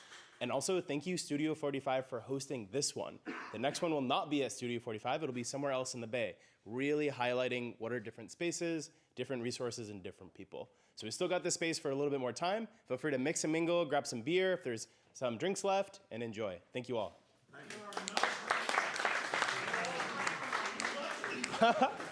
There is a bar across the street. If you want a drink, say Studio 45 and you'll get 10% off. Yes, exactly. So if you want a drink, we go right over to the bar afterwards.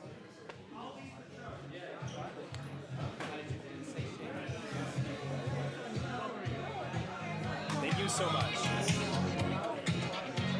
I appreciate it.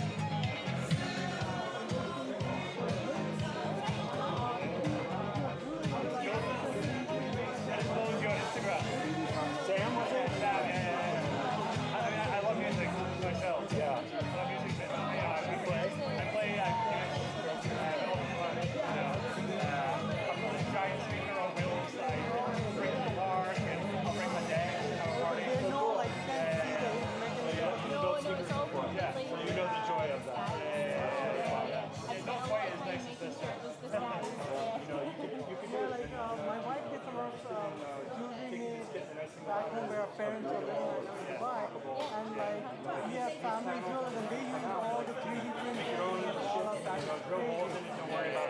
And yeah, like basically she just takes pictures